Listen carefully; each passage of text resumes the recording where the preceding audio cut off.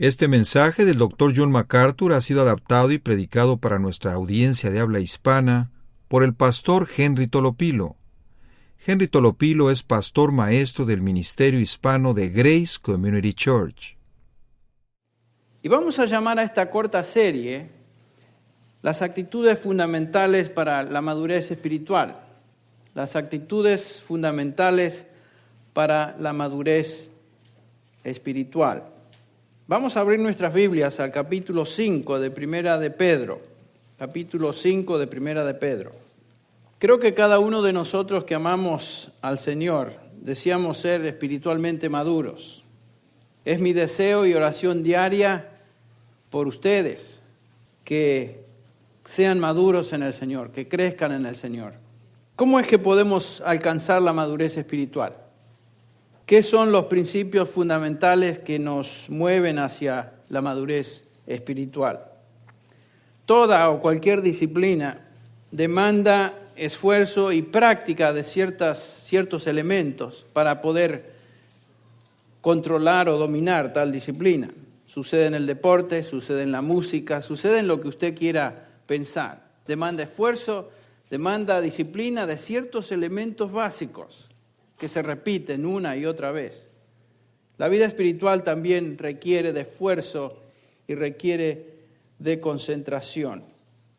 Lo que estoy tratando de decir entonces es que la madurez espiritual no es automática. Aunque la deseamos, aunque la queremos lograr, no es simplemente el resultado del deseo o de una esperanza, un anhelo, sino que demanda de nosotros esfuerzo, demanda de nosotros disciplina.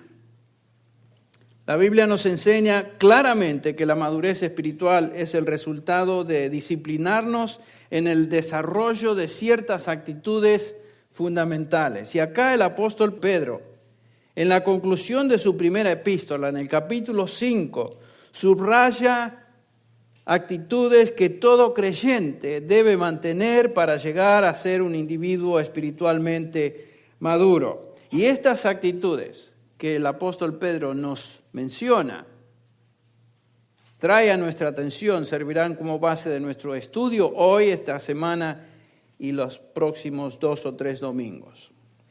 Entonces vamos a leer los versículos del 5 al 11 del capítulo 5 de Primera de Pedro como introducción a nuestro estudio. Capítulo 5 de Primera de Pedro, comenzando con el versículo 5, dice el apóstol Pedro así: igualmente, jóvenes, estad sujetos a los ancianos, y todos sumisos unos a otros, revestidos de humildad, porque Dios resiste a los soberbios y da gracia a los humildes. Humillaos, pues, bajo la poderosa mano de Dios, para que Él os exalte cuando fuere tiempo, echando toda vuestra ansiedad sobre Él, porque Él tiene cuidado de vosotros. Sed sobrios y velad, porque vuestro adversario, el diablo, como león rugiente, anda alrededor buscando a quien devorar, al cual resistid firmes en la fe, sabiendo que los mismos padecimientos se van cumpliendo en vuestros hermanos en todo el mundo. Mas el Dios de toda gracia, que nos llamó a su gloria eterna en Jesucristo, después de que hayáis padecido un poco de tiempo, Él mismo os perfeccione, afirme, fortalezca y establezca. A Él sea la gloria y el imperio por los siglos. Amén. Pedro se dirige a un grupo de cristianos que se identifican en el capítulo 1, versículo 1, como aquellos que han sido dispersos. Y se encuentran desparramados en varias provincias del Imperio Romano. Se mencionan ahí en el versículo 1, capítulo 1, versículo 1 de Pedro, donde dice: Pedro, apóstol de Jesucristo, a los expatriados de la dispersión en Ponto, Galacia, Capadocia, Asia y Bitinia. Estos hermanos habían sido desparramados a través del imperio y perseguidos a causa de su fe en el Señor Jesucristo. Estaban padeciendo, estaban siendo afligidos. Estos creyentes estaban sufriendo persecución.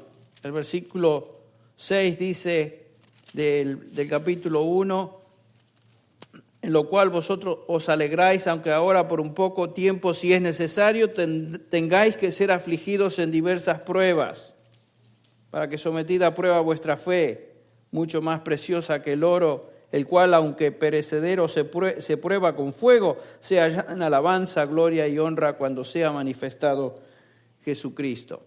Lo que estamos notando acá, que Pedro se dirige ya terminando su epístola a estos queridos hermanos y sufridos hermanos, recordándoles o tratando de animarlos, recordándoles ciertas actitudes que ellos tenían que demostrar en medio de la prueba de su fe. Entonces Pedro subraya las actitudes básicas que un creyente debe mantener cuando se enfrenta a la adversidad. Algunos de ustedes están pasando por adversidad, están pasando por aflicción. Estas son actitudes que Dios espera de sus hijos en medio de la aflicción. La madurez espiritual es necesaria y se demuestra especialmente en momentos difíciles. Comenzando con el versículo 5, tenemos una serie de imperativos. Y quiero que noten que cada uno de estos mandamientos son actitudes que el creyente debe poseer. Las vamos a estar examinando una por una. Estos no son necesariamente llamados a la acción, sino que representan las motivaciones detrás de todo lo que hacemos, detrás de cada acción. Son actitudes. En los versículos del 1 al 4, Pedro se ha dirigido en particular a los líderes de la congregación, de estas congregaciones, de estos hermanos que estaban dispersos. Ruego a los ancianos que están entre vosotros, yo anciano también con ellos, y Pedro se identifica con los líderes espirituales de estas congregaciones. Comenzando con el versículo 5, encontramos ahora que hay una transición. El apóstol Pedro pasa de dirigirse a los líderes de las congregaciones y ahora comienza a hablar a las ovejas de cada rebaño. Dice el versículo 5, igualmente, otras traducciones, otras versiones dicen asimismo, lo cual nos indica que hay una transición y ahora Pedro se dirige a otro grupo de creyentes. En los primeros 4 versículos, Pedro se ha dirigido a los pastores de la grey, versículo 2, apacentar la grey de Dios, está hablando a los pastores, y ahora se enfoca en las ovejas del rebaño. Primero exhorta a los líderes de la congregación a ministrar correctamente y ahora exhorta a los creyentes a demostrar actitudes apropiadas de una congregación madura. Ahora, estas actitudes que vamos a examinar son actitudes que todo creyente debe demostrar. Un cristiano maduro se distingue por estas cualidades. La primera de ellas la encontramos en el versículo 5 y es la actitud de sumisión al liderazgo espiritual de la iglesia.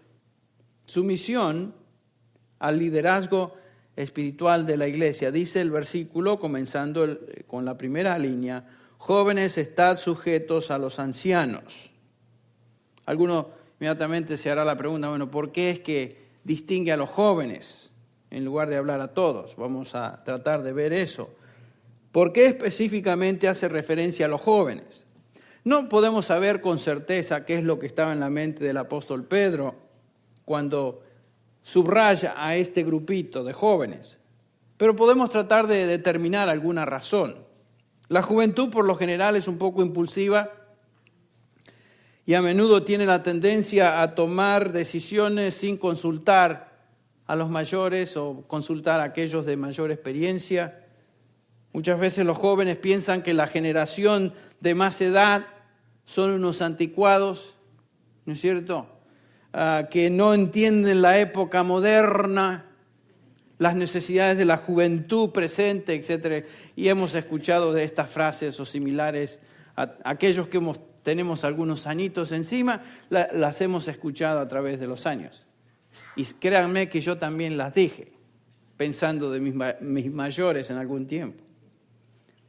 Es posible que algunos jóvenes en las iglesias aspiraban a llegar al liderazgo de estas congregaciones. Y por lo tanto, Pedro les recuerda que antes de llegar a esa posición deben someterse primero al liderazgo espiritual de sus ancianos. Esta exhortación, por supuesto, no se limita a los jóvenes, sino que por aplicación se extiende a toda la congregación. Y como vamos a ver, la sumisión es una actitud, escuche bien, fundamental en el ministerio de la iglesia. La sumisión al liderazgo. Todos los creyentes de una iglesia deben estar sometidos a sus líderes, quienes presiden o quienes les presiden en la dirección espiritual de esa iglesia. Créanme que no tengo una agenda particular o personal. Simplemente estoy compartiendo con ustedes lo que la palabra de Dios nos enseña. Yo me debo someter a mis ancianos también. O sea que hay una actitud de dependencia y sumisión mutua, pero aquí Pedro se dirige en particular a los creyentes y su relación con aquellos que les presiden en el Señor. Es realmente trágico cuando los creyentes de una iglesia viven como si los líderes de la misma no tuvieran nada que ver con ellos. Eso es trágico. Nada es más triste que una iglesia cuando los creyentes no respetan ni se someten al liderazgo espiritual establecido por Dios. Yo doy gracias a Él que esto no sucede en medio nuestro, pero sí conozco de iglesias donde esto es cosa de todos los días. Falta de sumisión a los líderes, y eso es triste. Por supuesto, es trágico también cuando existe un liderazgo que no pastorea a la iglesia como debe hacerlo.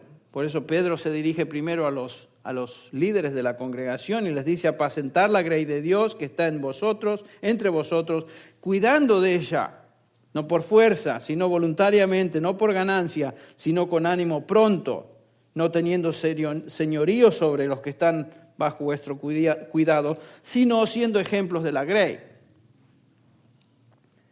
Entonces, es obvio que es importante que aquellos que inspiran o quieren que se les respete también lleven a cabo una tarea de ministerio pastoral dentro de la congregación.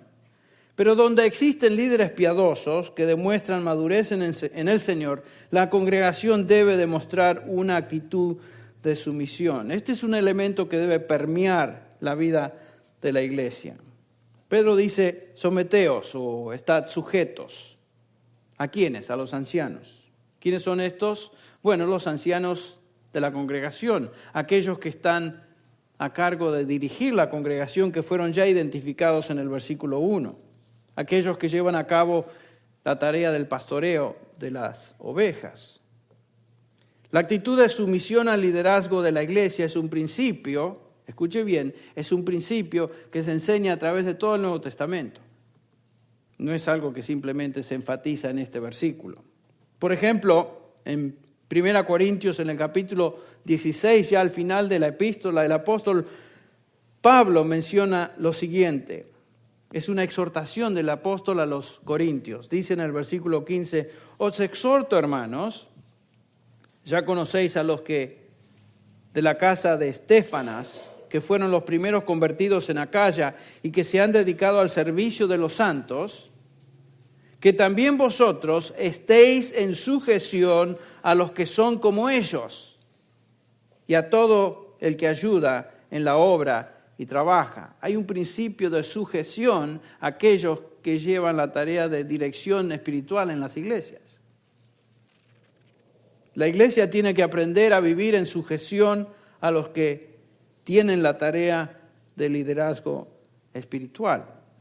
Pablo a menudo escribe acerca del principio de sujeción mutua. Debemos someternos los unos a los otros. Por ejemplo, ¿se acuerdan? Efesios 5:21, la exhortación es: sometiéndoos unos a otros en el temor de Cristo. Existe un principio general que debe ser real, presente en la vida de los creyentes, de sumisión mutua. Pero de una manera singular y específica, Pablo también enfatiza la responsabilidad del pueblo de Dios, de la iglesia, de someterse a sus líderes espirituales. Vean conmigo, por ejemplo, por unos minutos, Primera de Tesalonicenses 5. Primera de Tesalonicenses capítulo 5, comenzando con el versículo 12. Este es el apóstol Pablo dirigiéndose a esta iglesia joven y sin embargo una iglesia bastante ejemplar de lo que debe ser una iglesia cristiana. Pablo se dirige a estos creyentes y les dice, comenzando con el versículo 12, pero os rogamos, hermanos, que reconozcáis a los que con diligencia trabajan entre vosotros y os dirigen en el Señor y os instruyen, y que los tengáis en muy alta estima con amor por causa de su trabajo. Vivid en paz los unos con los otros. Entonces Pablo, inspirado por el Espíritu Santo, aconseja y exhorta a estos queridos hermanos que den honor a aquellos que tienen la responsabilidad de pastoreo en medio de ellos. La iglesia debe traer honrar a sus líderes. Y en caso de que alguien no estuviera de acuerdo con ese principio, en el versículo 14 del mismo capítulo, el apóstol continúa diciendo, exhortamos, hermanos, que amonestéis, escuche bien, a los indisciplinados. La palabra indisciplinado es fuera de línea o fuera de paso. Es como aquellos que van marchando y en la marcha, en un desfile, todos van al mismo paso y hay uno que tiene un paso disonante. Esa es la idea. Que aquellos que andan con un paso disonante a lo que acabo de decir, aquellos que no están de acuerdo con esta exhortación mía, amonéstenlos. En otras palabras, adviertan a los que se salen de la línea, aquellos que piensan distinto a lo que esta exhortación indica. Y yo como apóstol les mando que pongan atención en ellos y les amonesten. El creyente en una congregación que piensa que él o ella no debe someterse al liderazgo espiritual, anda fuera de línea, anda fuera de paso, está marchando a otro tono, a otra trompeta. Y dice Pablo, eso debe ser y necesita ser amonestado. Pablo está diciendo que los creyentes tienen que apreciar a aquellos que diligentemente trabajan en el liderazgo espiritual. Estos son los ancianos que Dios ha llamado y colocado, por supuesto, en esa posición. Como creyentes hemos sido llamados a someternos a toda autoridad que Dios ha colocado sobre nosotros, ya sea autoridad social, política o autoridad dentro de la iglesia. El creyente debe distinguirse, escuche bien, por una actitud de sumisión. En Tito, capítulo 3, el mismo apóstol Pablo dice a Tito, recuérdales que estén sujetos a los gobernantes, a las autoridades, que sean obedientes, que estén preparados para toda buena obra, que no injurien a nadie, que no sean contenciosos, sino amables. El principio de sujeción. No tenemos derecho como creyentes de vivir indisciplinadamente, aún ante las autoridades que están sobre nosotros, sean políticas o sociales. Pero existe el principio particular y específico que los creyentes, debemos vivir sumisamente, sometidamente a los líderes espirituales que Dios ha colocado en una congregación. Ahora sí, vamos al pasaje que es clave, que tal vez subraya este principio mejor que ningún otro pasaje, y es Hebreos 13. Hebreos 13, comenzando con el versículo 7, dice, acordaos de vuestros pastores, ahí están identificados. Acordaos de vuestros pastores, el versículo 7, que os hablaron la palabra de Dios, considerad cuál haya sido el resultado de su conducta e imitad su fe. Parte de la sumisión a nuestros líderes es imitar su fe. Y qué lindo es cuando el Señor nos ha permitido a través de, en el caso mío, a través de mi vida, estar expuesto a líderes cristianos y a pastores y líderes en una congregación que han evocado en mí un deseo de imitarlos. ¿Por qué? Porque han sido un ejemplo de fe. Eso me ha animado a través de los años. Y es lo que nos dice acá. Es vital que la sumisión se demuestre primero imitando la fe de aquellos que nos dirigen. Y por supuesto, por eso pusimos tanto tiempo y énfasis en el hecho de que aquellos que van a ser líderes y ancianos de una congregación, ¿se acuerdan del estudio de 1 Timoteo 3? Deben ser personas calificadas, espiritualmente calificadas, porque les guste o no, ellos se convierten en el modelo de lo que una congregación debe ser. Y si vamos a imitar la fe de nuestros líderes, estos líderes deben ser modelos de lo que la fe es. Ahora, en segundo lugar, el autor de Hebreos nos dice en el versículo 17 que la sumisión va más allá de simplemente imitar la fe. Fíjense lo que dice el versículo 17 del capítulo 13. Obedeced a vuestros pastores y sujetaos a ellos, porque ellos velan por vuestras almas, como quienes han de dar cuenta. Permitidles que lo hagan con alegría y no quejándose, porque esto no sería provechoso para vosotros. Interesante este pasaje. La sumisión se demuestra haciendo lo que los pastores aconsejan que hagamos, obedecer. Obedecer. Por supuesto, esto da por sentado el otro principio, que vamos a obedecer a pastores, siempre y cuando los pastores y sus consejos nos guíen en obediencia y en armonía a lo que Dios dice en su palabra. Es justamente lo que Hechos 4:19, por ejemplo, el apóstol Pedro, ustedes recuerdan cuando los fariseos y líderes religiosos de Jerusalén le decían que tenían que calmarse, que no podían hablar de Jesucristo, y Pedro responde de esta manera: juzgad si es justo delante de Dios obedecer a vosotros antes que a Dios. Ahí está el principio de excepción. La regla es: someteos y obedeced a vuestros pastores. Siempre y cuando, ahí está la excepción, ese consejo sea un consejo en armonía con lo que Dios dice. Y si no, debemos obedecer a Dios antes que a los hombres. Esa es la única excepción. Pero la regla es: obedeced a vuestros pastores. El principio es obedecer a menos que se nos mande a hacer algo que Dios prohíbe. Ahora, ¿por qué debemos someternos a los pastores? Bueno, en primer lugar, es un mandamiento de Dios.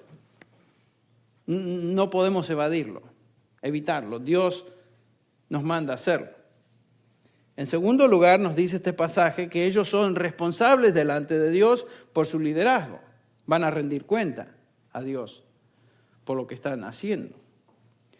Y en tercer lugar, nos debemos someter porque falta de sometimiento trae consecuencias negativas para todos. ¿Notaron? Todos pierden si no hay sumisión en la iglesia. El efecto es negativo en la vida de los líderes y en la vida de las ovejas. Permitidles, dice el autor de Hebreos, que lo hagan con alegría y no quejándose, porque eso no sería provechoso para vosotros. ¿Ven? Tener un pastor triste es lo peor que una congregación puede tener. Porque no trae provecho ni para él, ni trae provecho para los que él está tratando de ministrar. La iglesia sufre cuando sus líderes sufren. Ese es el punto. ¿Ven? Y hay gente y hay iglesias carnales, y lo he visto, no lo he experimentado en esta congregación, aunque siempre hay alguien que le quiera tirar un piedrazo a uno, pero son excepciones. He visto y he observado que pastores sufren innecesariamente por iglesias carnales, que todo lo que buscan es roña, Todo lo que buscan es defecto, todo lo que buscan es criticar a los pastores. Y ese pastor sufre. ¿Y quién más sufre? Todos. Entonces, la primera actitud que Pedro subraya como fundamental de cristianos maduros es la sumisión al liderazgo establecido en la iglesia. Hay una segunda actitud, en el versículo 5 también, y es la actitud de la humildad. Revestíos de humildad en vuestro trato mutuo, porque Dios resiste a los soberbios, pero da gracia a los humildes. El versículo 6 repite, humillaos, pues, bajo la poderosa mano de Dios, para que Él os exalte a su debido tiempo. Qué interesante que hemos estado estudiando sobre la humildad en Efesios. Y ahora otra vez nos confrontamos o nos enfrentamos al tema. Tal vez el Señor quiera decirnos algo. No lo había inventado, no lo había bosquejado de esta manera. Da la casualidad que en el planeamiento de lo que iba a predicar coinciden en dos series distintas. La primera actitud es de sumisión y esta es la actitud de humildad. Y noten que siempre van juntas. Las actitudes de sumisión y la actitud de humildad son gemelas. No hay sumisión sin humildad y no puede haber humildad sin que también haya sumisión. La sumisión va en contra de un ego que se promueve a sí mismo y la humildad no presta atención al amor propio. Un hombre o una mujer espiritualmente maduro es un individuo sumiso y es un individuo humilde. Piensen. Simplemente hagan un examen de aquellos individuos que han impactado su vida o impactan su vida por su madurez espiritual. ¿Qué les caracteriza? Humildad, sumisión a Dios, sumisión al liderazgo y general en su vida humildad. Otra vez Pedro se dirige a todos. Acá está hablando a toda la congregación. El apóstol incluye en esta exhortación a la humildad a todos los que se llaman cristianos. Todos. Usted y yo. Ahora, la palabra revestíos de humildad, es un término interesante en griego. Se refiere a una prenda, como un delantal que se ponía sobre el cuerpo, sobre el resto de la vestimenta, y se ceñía con un moño, con un nudo. Un esclavo se colocaba esta túnica sobre su ropa para conservarla limpia. Así como un trabajador de hoy en una fábrica se coloca un mameluco encima del resto de la ropa para protegerse. Pero el verbo enkombomai, que es revestirse, llegó a simbolizar el servicio humilde, porque por lo general la persona que se ponía la túnica era un esclavo. Entonces, la gente comenzó a pensar en esa túnica y en esa vestimenta que iba por encima como algo de humildad, algo humilde. Y lo que Pedro está diciendo es que los cristianos entonces deben estar cubiertos, con el mameluco, el uniforme de un esclavo, es lo que está diciendo, que representa la humildad de ese esclavo en su servicio. Esta es la actitud de una persona que no piensa que servir está muy por debajo de él. Mire, si hay un creyente que piensa que servir está por debajo de él, hay dos posibilidades. O no es cristiano, simplemente habla y profesa, o está pasando por un momento de carnalidad espiritual. Pero un cristiano se debe distinguir por una persona que sirve. La idea es de servir y ser humilde. Y en esa época, como en la nuestra, no era popular ser humilde. La humildad solo se esperaba de los esclavos. Y claro, los esclavos, por supuesto, eran humildes porque no tenían remedio. No tenían otro remedio, tenían que ser humildes porque esa era su posición. Pero el cristiano, lo que está diciendo Pedro, es que debe revestirse, debe ser algo voluntario en el creyente, el vivir y servir con humildad. Es lo que está diciendo. Es muy posible que Pedro esté pensando en aquel gran ejemplo que el Señor Jesús les dio a los apóstoles y particularmente a él como apóstol. Allá en el capítulo 13 de Juan. Ustedes recuerdan que el Señor Jesús, ya terminando la cena, se ciñó y comienza a lavar los pies de sus discípulos. Una tarea reservada ¿para quién? Para los esclavos.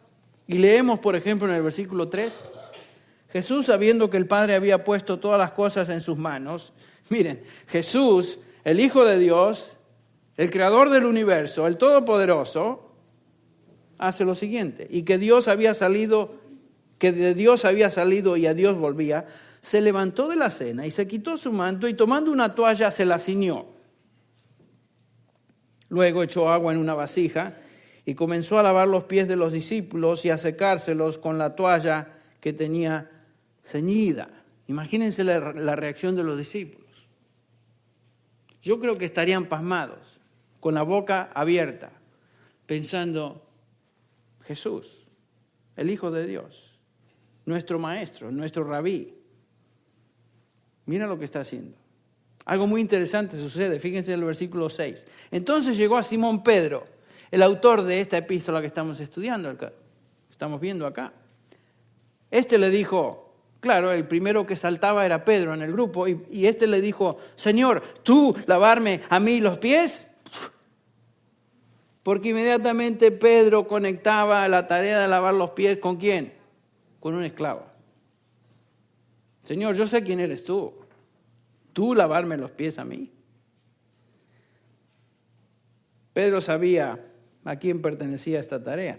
Para él era inconcebible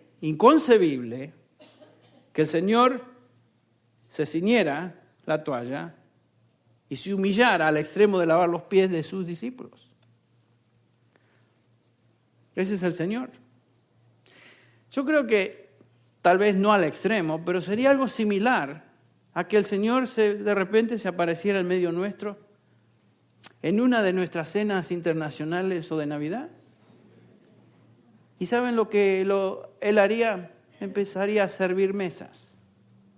Y después de que se termina todo, tal vez se quedaría a lavar los trastos y trabajar con la gente. Inmediatamente nuestra actitud sería, Señor, pero ¿tú haciendo esto? Ve, porque en nuestra mente el servir con humildad es hasta cierto punto algo que menoscaba, no en el reino de los cielos, no en la iglesia. El servir es una virtud cristiana. El ser humilde es ser equivalente a cristiano.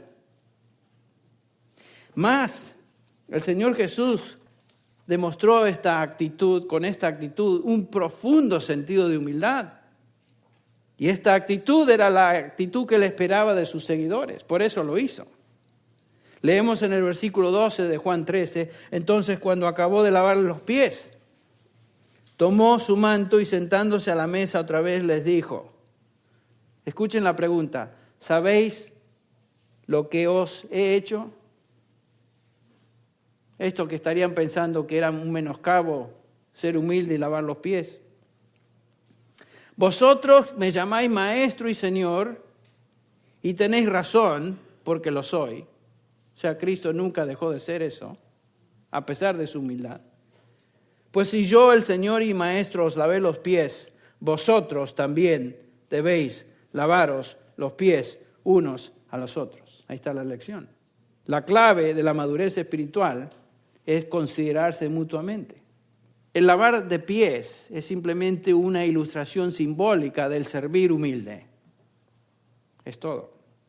En Filipenses 2, el apóstol Pablo, quien aprendió a ser humilde, nos recuerda, nada hagáis por egoísmo o por vanagloria, sino que con actitud humilde, ahí está otra vez, cada uno de vosotros, considere al otro como más importante que a sí mismo, no buscando cada uno sus propios intereses, sino más bien los intereses de los demás.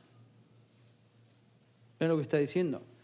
Como cristianos no podemos vivir para nosotros mismos. Se acabó.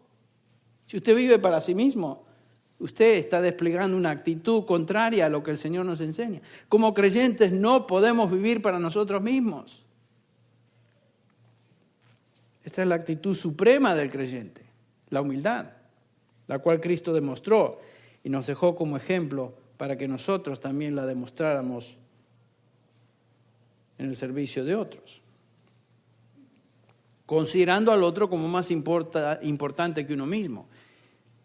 Qué contrario a nuestra tendencia, ¿no es cierto? Nuestra tendencia carnal de primero considerarnos a nosotros y después a los demás. El número uno, ¿quién es? Carnalmente yo. Antes de conocer a Cristo, usted y yo vivíamos para simplemente satisfacer al número uno. Usted, su persona, o yo, mi persona. El cristiano que más cercanamente camina con su Señor, el que se relaciona más íntimamente con el Señor Jesucristo, ese es el cristiano que va a vivir demostrando humildad. Muéstreme un cristiano humilde y yo le voy a mostrar un cristiano que camina con el Señor.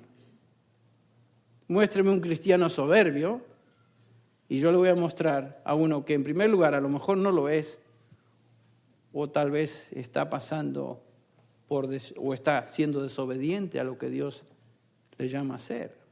Examínese usted en esta tarea, en esta actitud.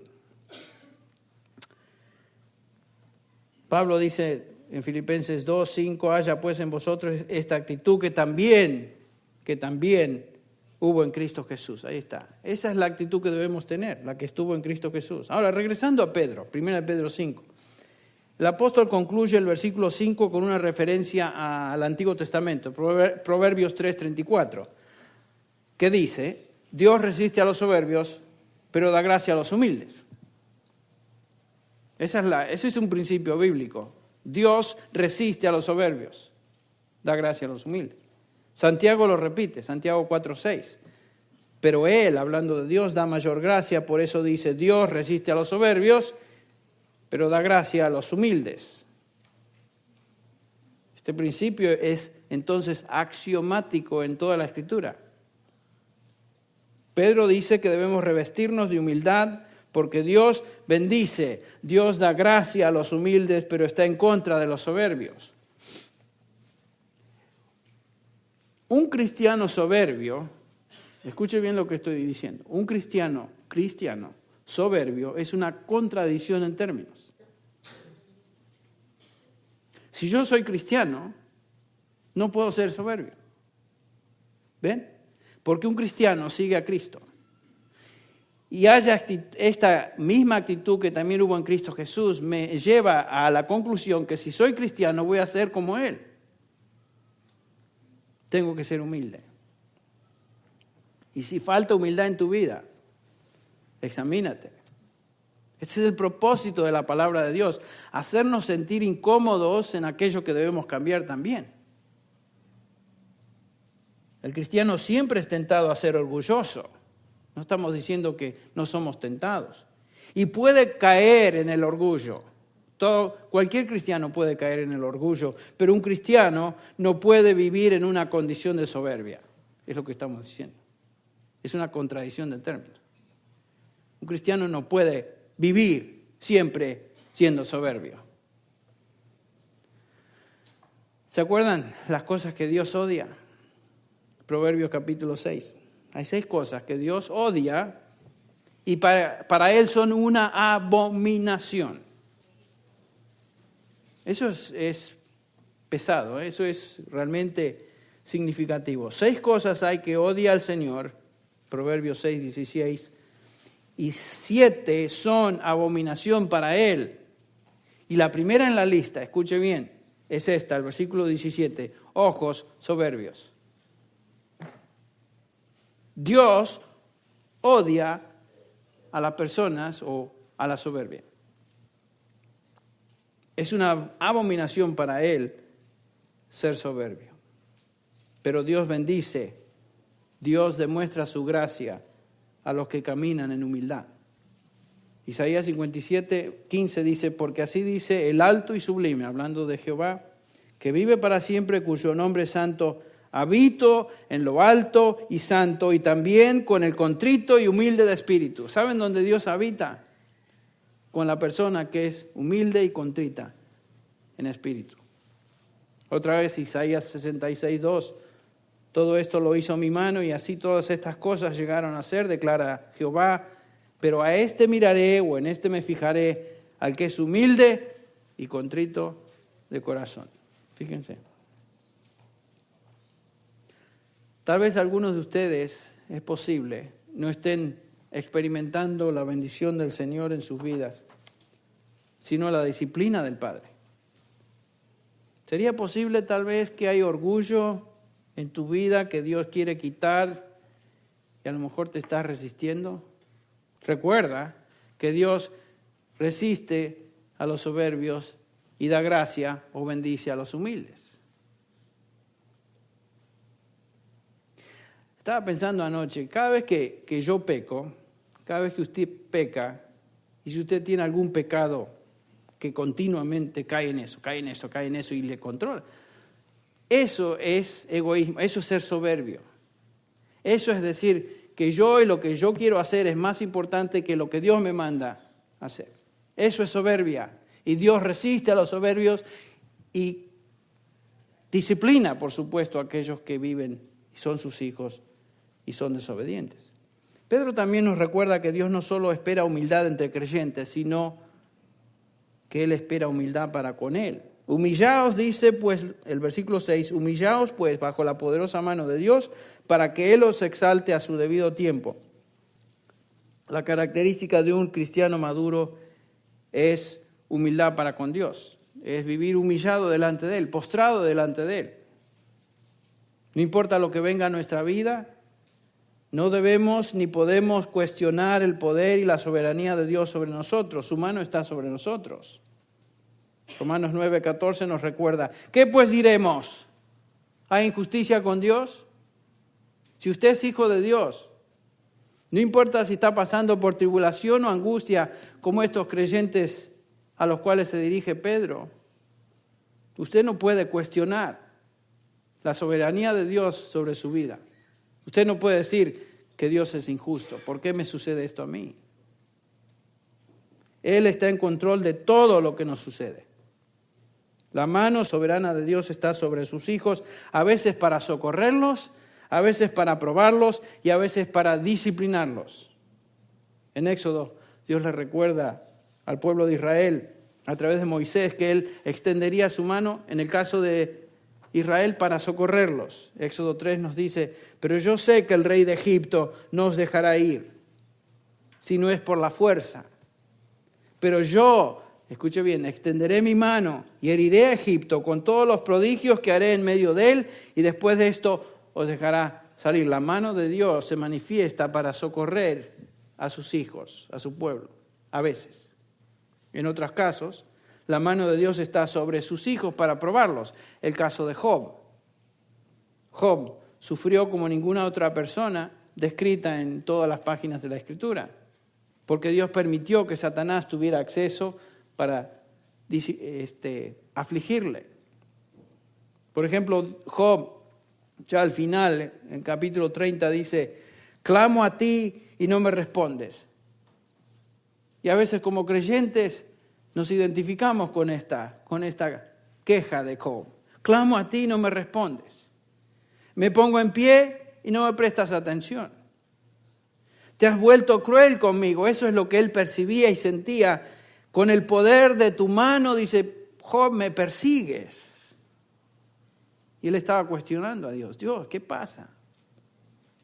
Esto es lo que él veía y sentía como consecuencia de lo que Dios estaba permitiendo. La mano de Dios estaba sobre Job para probarle. ¿Se acuerdan? Probar su fe. No castigo en este caso. Ya al final del libro, Job reconoce lo que está pasando. No lo entiende todo, pero puede reconocer esto. Job 42:5 dice, he sabido de ti solo de oídas. ¿Saben? A veces, como cristianos, estamos muy acostumbrados a oír de Dios escuchar de Dios, ir a la iglesia a escuchar sermones, todo de Dios. Pero Dios desea manifestarse en una forma íntima en cada una de nuestras vidas. Y tiene que usar métodos para que eso se logre. Y a veces ese método es la aflicción. Por eso ahora Job dice, por eso, pero ahora mis ojos te ven. Ahora mis ojos te ven. Y por eso me retracto y me arrepiento en polvo y ceniza. Este era un Job cambiado. De ser un poquito quejoso, ahora se transforma en un individuo, Señor, yo me someto bajo tu mano. Venga lo que venga. Ahora a veces la mano de Dios está sobre sus hijos, sí, para disciplinarlos. Ezequiel 20:33 dice, vivo yo, declara Jehová, oh Dios, que con mano fuerte, con brazo extendido y con furor derramado, yo seré rey sobre vosotros. Yo os voy a disciplinar con mano fuerte, dice el Señor. Hebreos 12 nos dice que Dios o el Señor al que ama castiga y azota a todo aquel que recibe por hijo. Su mano está sobre sus hijos a menudo para darnos un buen golpe. No para destruirnos, porque eso no sucede, ni va a suceder, sino para disciplinarnos. Entonces Pedro está exhortando a los creyentes a someterse bajo la mano poderosa de Dios, porque cualquiera sea su situación, y recordemos otra vez más que estos están pasando por persecución, aflicción, no sabían por qué estaba sucediendo todo esto. La mano de Dios estaba sobre ellos, sobre estos creyentes, para bien. Ese es el punto del pasaje. Aun cuando su experiencia sea disciplina o sea prueba. Dios les iba a exaltar a su debido tiempo. Versículo 6. Para que Él os exalte a su debido tiempo. Dios siempre, escuche bien, siempre lleva a cabo sus propósitos con su pueblo a su tiempo. A su tiempo. Porque Él es soberano. No a nuestro tiempo. Ni cuando le pedimos. Ni cuando nos parece. A su tiempo. Porque Él es Dios. Y Él sabe. Entonces la madurez espiritual se demuestra cuando como creyentes demostramos humildad en el trato mutuo, humildad para con Dios, aceptando su soberanía sobre nuestras vidas. ¿Y cómo hacemos esto? Versículo 7. Echando toda vuestra ansiedad sobre Él, porque Él tiene cuidado de vosotros. La palabra echar quiere decir justamente eso, tirar algo sobre algo más. Por ejemplo, se usaba para echar una montura sobre una bestia, un caballo, una mula. Y Pedro dice, tiren toda su ansiedad, su descontento, preocupación, desesperación, dudas, lo que sea que estén pasando, tiren todo eso sobre el Señor, porque Él tiene cuidado de vosotros. A veces no sentimos que Dios nos cuida. Los sentimientos nos confunden, las emociones nos turban y pensamos que de alguna manera, en mi caso, a lo mejor Dios se olvidó. No, Señor. Dios tiene cuidado de vosotros. Si usted es hijo de Dios, hija de Dios, Dios tiene cuidado de usted. Esa es su promesa. Y Pedro dice, tiren toda la ansiedad sobre Él. A ver si el Salmo 55:2 dice, atiéndeme, 55:2, atiéndeme y respóndeme, conmovido estoy en mi queja y muy conturbado. Hay momentos que nos sentimos así, Señor, estoy tan turbado, escúchame, respóndeme, me estoy quejando. En el Sermón del Monte el Señor recuerda a los suyos, por tanto os digo, no os afanéis por vuestra vida, que habéis de comer, que habéis de beber, y por vuestro cuerpo que habéis de vestir. Mirad las aves del cielo, no siembran, ni siegan, ni recogen graneros, y vuestro Padre Celestial les alimenta. ¿No valéis vosotros mucho más que ellas? A las mañanas me levanto, mientras tomo mi mate y leo mi Biblia, los pajaritos ahí están. Siempre comen bien, nunca les falta nada, siempre están felices. Eso me recuerda que Dios les cuida. Y el Señor Jesús dice, ¿por qué tenéis ansiedad? Fijaos en los pajarillos del monte, mirad las aves del cielo. Después dice, considerar los lirios del campo, las flores. Estando en Suiza, es cierto, si ustedes vieron la película esa de, ¿cómo se llama? Sound of Music. La novicia rebelde. Las praderas, todas las faldas de las montañas, cubiertas de flores. Dice el Señor, considerad los lirios del campo, cómo crecen, no trabajan, ni hilan. Pero os digo que aún ni Salomón se vistió como uno de ellos. ¿No hará mucho más a vosotros, Dios los viste así? ¿No hará mucho más a vosotros, hombres de poca fe? ¿Ven? Nos preocupamos a veces como que si Dios se hubiera olvidado, y tenemos que de alguna manera recordarle. Dios tiene cuidado de vosotros. Por eso nos humillamos delante de Él. Él está en control de todo. Entonces Pedro en este pasaje repasa las actitudes fundamentales de la madurez espiritual. Una actitud de sumisión a los que están en el liderazgo de la iglesia. Una actitud de humildad para con otros. Una actitud de humildad y sumisión para con Dios. Una actitud de confianza en Dios sabiendo que Él controla toda situación de mi vida. Estas son las actitudes que caracterizan a un cristiano maduro. Y simplemente estamos estudiando las primeras 4. Vienen más. Pero si el Señor te ha hablado hoy, humíllate ante Él. Pon tu corazón y tu ansiedad en sus manos. Confiesa áreas de tu vida que necesitan ser confesadas a Dios. Arrepiéntete de cualquier pecado que el Espíritu de Dios trae a tu atención. ¿Y saben qué? Disfruta la bendición del Señor y su presencia en tu vida. Dios resiste a los soberbios, bendice, da gracia a los humildes. Vamos a orar. Padre, te agradecemos una vez más por qué linda experiencia, qué gozo es sentarnos a escuchar tu palabra, meditar en ella. Pero realmente, Señor, el gozo viene a aquellos que la obedecen. Y Señor, si hay pecado en nuestra vida, si hay rebeldía, si hay soberbia, tu palabra simplemente nos confronta y nos hiere. Pero tú quieres bendecirnos. Tu deseo es darnos gozo. Has venido para que tengamos vida, la tengamos en abundancia. Y pedimos en esta mañana, Señor, que nos des la gracia del arrepentimiento en áreas donde debemos arrepentirnos. Señor, que tu Espíritu corte, destruya lo que debe destruir en la vida de hermanos que tal vez están resistiendo. Señor, en aquellos que no te conocen, que tu Espíritu les conceda arrepentimiento en esta mañana. Que ellos se postren ante ti a través de fe en Cristo Jesús, lo cual es el comienzo de una vida nueva. La humillación de una persona ante ti diciendo, sé propicio a mi pecador. Te alabamos en el nombre de Jesús. Amén. Este mensaje, predicado originalmente en inglés por el pastor John MacArthur, fue adaptado y predicado en la congregación hispana de Grace Community Church por el pastor Henry Tolopilo.